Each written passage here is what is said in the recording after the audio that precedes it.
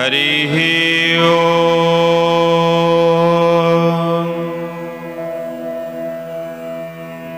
ॐ नमः भगवते वासुदेवाय।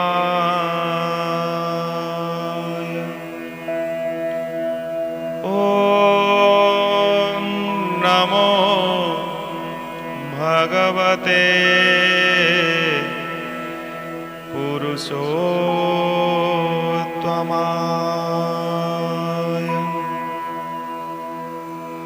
नारायणं नमस्कृत्यं नरं चैव नरोत्तमं देवीं सरस्वती व्यासं ततो जयमुदीरयेत्। मूकं करोति वाचालं पङ्गुं लङ्घयते गिरिं। यत्कृपां तमहं वन्दे परमानन्दमाधवम्। निगमाकरपतरोर्गलितं फलं सुखामुखादमृतद्रव्यसंयुतं पीबता भागवतं रसमालयं। मुहुरहो रसिका भुवि भावुकाः। नमस्कार दर्शक बंधु, आमर कार्यक्रम आम घर भागवत टुंगी रे आपण मानंकु मु हार्दिक स्वागत जनाउछि। आम्भे गत वीडियो मानंकरे श्रीमद् भागवतर प्रथम स्कंध संपूर्ण पाठ करि सारी अछु। आज आमे द्वितीय स्कंध आरंभ करिबु। सेई परम शास्त्र भागवत नित्य अभ्यास करुथिबो नित्य। निश्चित भावरे आपण आम चैनल माध्यम रे सेई परम शास्त्र भागवत नित्य श्रवण करंतु। एहा आम्भ मानंकर इच्छा। आपण श्रवण करिवा सहित आपणकर ज्ञाति कुटुंब बंधु परिजन मानंकु मध्य ई सौभाग्य प्रदान करंतु। आमर ई भिडियोटी को शेयर करी निश्चित भावरे आमर कार्यक्रम बाबद रे आपणकर मतामत कमेंट बॉक्स रे लेखंतु। भिडियोटी को निश्चित भावरे आपण लाइक करंतु। यह करने आपण को कौन सी आर्थिक धन व्यय करने पड़ो ना। निश्चित आपण एतिकी करने द्वारा आमर मनोबल दृढ़ होता है। निश्चित भाव में पुणी थे आपण मान सम्मुखें सही भागवत पाठ करने आमको शक्ति प्राप्त होता है। एतिके कर्म आपणकर द्वारा तेबे आसंतु आज से श्रीमद् भागवत द्वितीय स्कंधर प्रथम अध्याय पाठ आरंभ करिबा।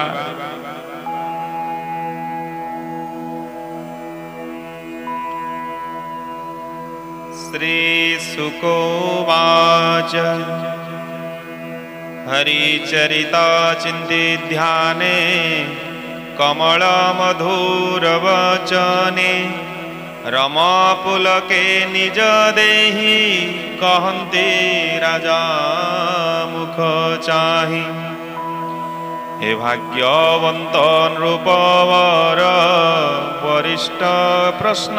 एतहर पचारु जीव लोक हिते जे प्रश्न अछि तर चिते। ए आत्मज्ञानीकर सम्मत जेणु संसारे श्रेष्ठ तत्व श्रोतव्य प्रश्न अछि जेते आगम निगम उकते सहस्र सहस्र प्रकारे प्रश्न जे अछि ए संसारे इंद्रिय बसे गृहे थाई आत्मार हिते ज्ञान नाही आयुष क्षय न जानन्ति विषय अर्थ नित्य चिंती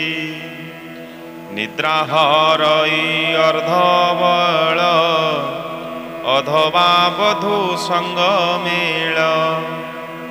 दिवसे अर्थ चिंता कूल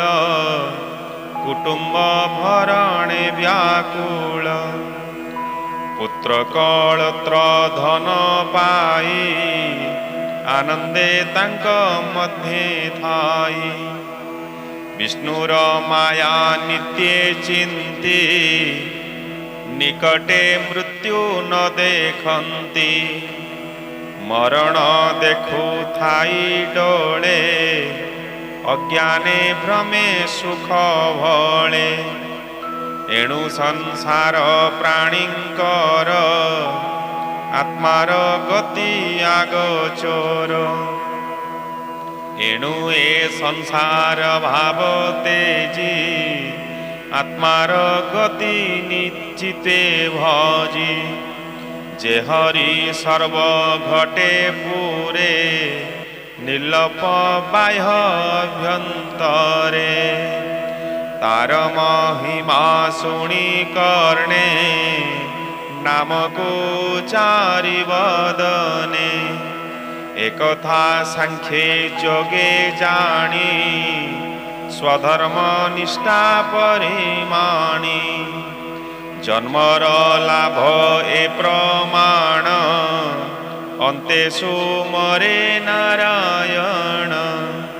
पूर्वे निर्मल मुनि जेते तत्व विचारी वेद मते विधि निषेध दूर करी कृष्णर भाव हृदय धरी एणु सुसाधु अनुक्षणे गान्ति शृणन्ति श्रवणे ए भागवत धर्मवाणी ब्रह्म समाने परिमाणी द्वापर जुग आदि काले मुहि अनेक शिष्य मेले मोर जनक व्यास मुनि तांकर शिक्षा मुहि घेनी निर्गुण मार्गे दृढ़ चिते विष्णुर भाव हेला जात निश्चल जोगे मन थोई जहा अभ्यास करिलई कहिवा तर आगे ताहा सुण राजन पुण्य देहा जे भागवत वाणी कर्णे शुणन्ति श्रद्धावधाने मुकुंद पादे तांक मन निश्चले रहे दिनु दिन निर्भय पथे चित रहे ताकु न लागे मृत्यु भये जग अभ्यासी जोगी जोने दीर्घे वंचन्ति जग ध्याने मुहूर्त मात्र कृष्ण वाणी जे शुणे जेवा मुखे भणी से प्राणी आत्मा को उद्धारे कि भाव बहु संवत्सरे पूर्वे खट्वांग राजा थिला स्वर्गे देवंक हित कला रिपुनी बारी गुरु पासे मिलिला भक्ति रहु श्वासे तेबे बोइले मागवर ता शुणी कहे नृपवर आयुष अछि मोर केते तेबे कहिले शास्त्र मते मुहूर्ते अछि त जीवन ता शुणी संतोष ता मन बलई बीरे कार्य नाही बलई बरे कार्य नाही क्षण आयुष मोर देहि तक्षणे आसी महितले भजिले अकिंचन मेले मुहूर्ते नाम उच्चारिला अंते से गोविंदे बसिला एबे शपथ दिन जाए जीवन अछि तोर देहे एबे हरिଙ୍କୁ आश्रय कर श्रवणे बदने उचार जे अंत काले हरिवाणी मुखे उचारी करने शुणी जेते विषय आत्मा भेदी असंग अस्त्रे ताहा छेदी बेगे पसंती कृष्ण भावे शुण कहिबा तोरे लेबे जे प्राणी अंत काले जानी आत्मार गति मने गुणी गृह उपेक्षी चले बने तप आचारे दुख श्रमे स्नान को सारी शीत जले बसी निश्चले वृक्ष मूले अभ्यास करी शुद्ध मने त्रिप्रुत ब्रह्म सुमरणे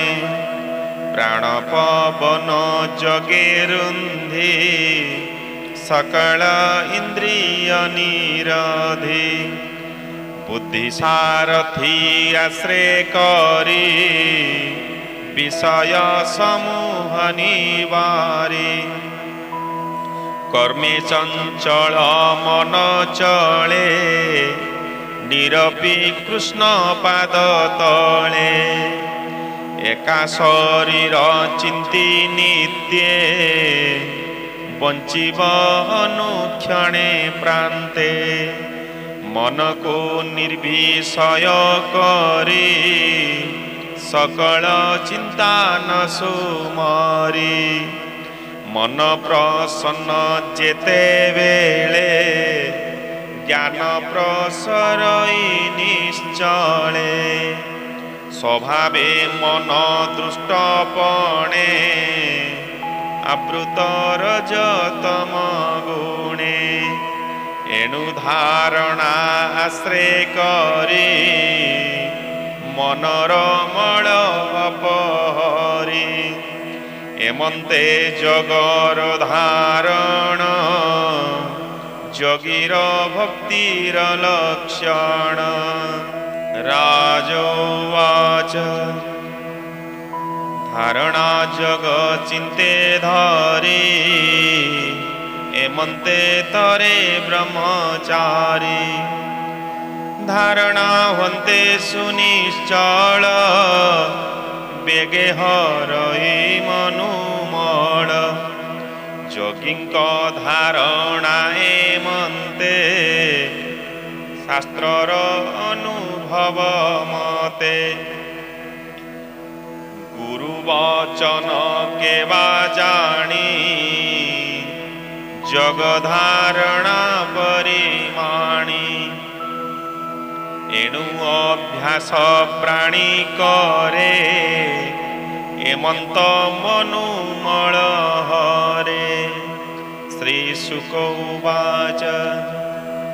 जित आसने जित प्राण जित विषय इंद्रिगण स्थूल शरीरे बुद्धि बले मन को स्थापिब निश्चले विशेष गोविंद शरीर स्थूलंक मध्ये स्थूलतर जहि संसार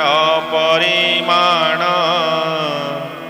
भूत भविष्य वर्तमान ब्रह्मांड बसे चार देहे सप्तवर्णे युक्त हुए विराट पुरुष मध्ये बसे धारणानुवादे ब्रह्मांड चतुर्दश पुर प्रमाण शरीर जाहार शुण कहिवा अध ऊर्ध्वे विराट प्रति अंग मध्ये पाताल बसे पाद तल तापाद अग्रे रसातल चरण गुळुफ महितल जंघ जुगल चलाचल सुतल बसे जानु जुगे वितला तल उरु भागे जघन देशे महितल नाभि विवर नभस्थल ज्योति समूह परकाशे हृदरे स्वर्लोक हि बसे कंठ आश्रित महलोक बदने बसे जनलोक ललाटे तपलोक बसे मस्तक देशे सत्य बसे बासव आदि दिगपाले जाष्टभुज शयले कर्णे जाहार अष्टादशा अश्विनी सुते जार नासा ज्वलंता अग्नि जावदन नयन गोलक गमन सविता जार चक्षुवेणी उदय अस्त पक्ष बेनी जार भुजंग बेनी पाद सलील ताकुर स्वाद तिनि देव जे ब्रह्मरंध्र विकट तुंड जमपद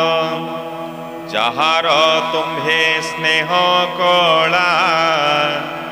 अध ऊर्ध्वरे दंतमाला नर उन्माद जार हास जे विष्णु माया रे प्रकाश संसार जहार कटाक्ष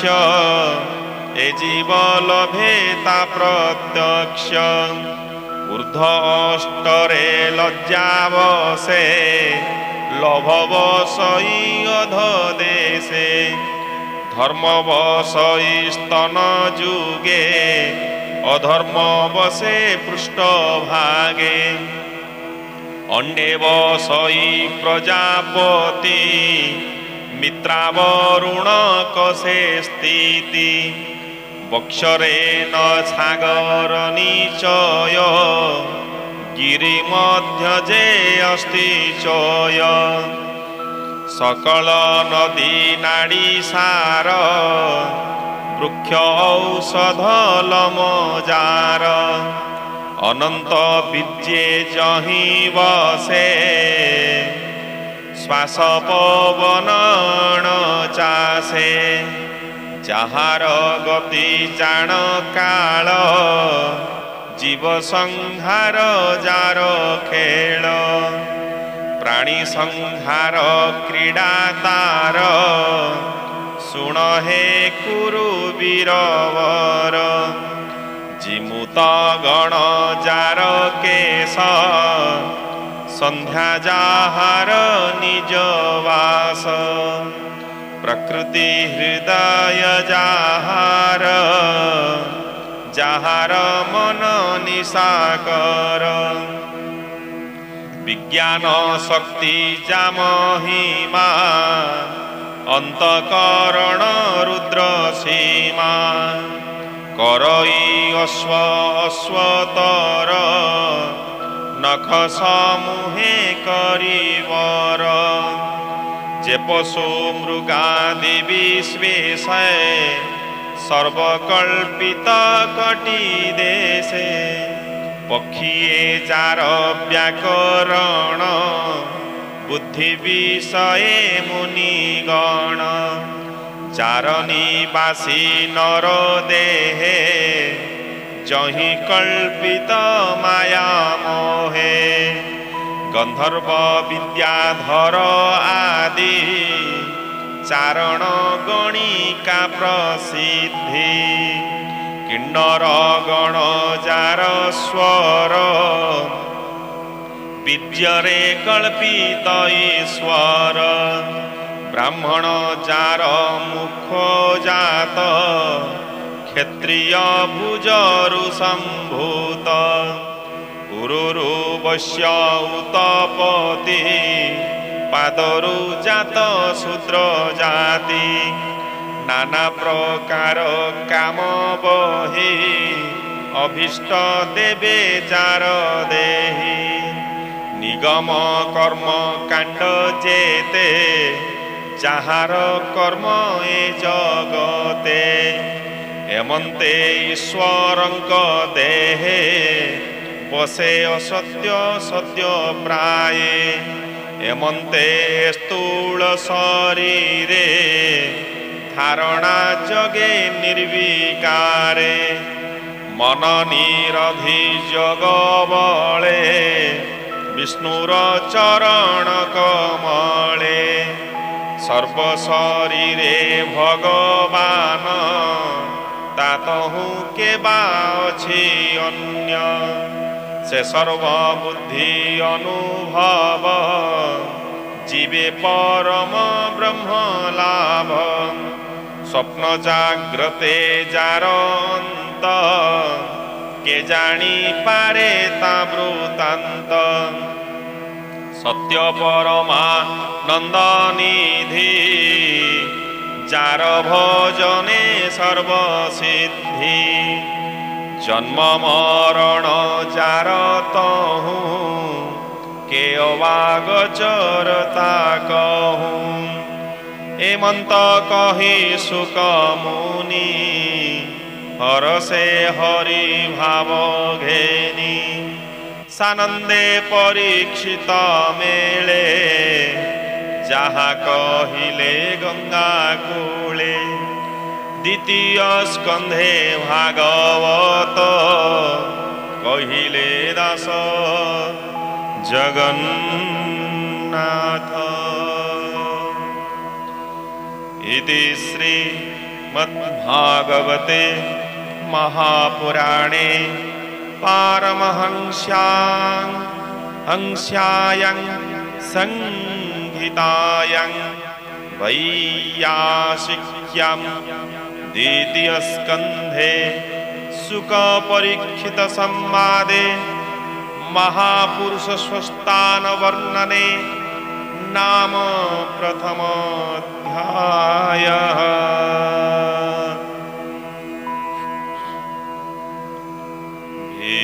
भीमस्यापि रणे भंग मुनिरपि भ्रम यदि शुद्धं अशुद्धं मा मम दशो न विद्यते यदक्षरं पदभ्रष्टं मात्राहीनं च यद्भवेत् तत्सर्वं क्षम्यतां देव परमेश्वरः। हरिः ओम् भगवतर्पणम् अस्तु।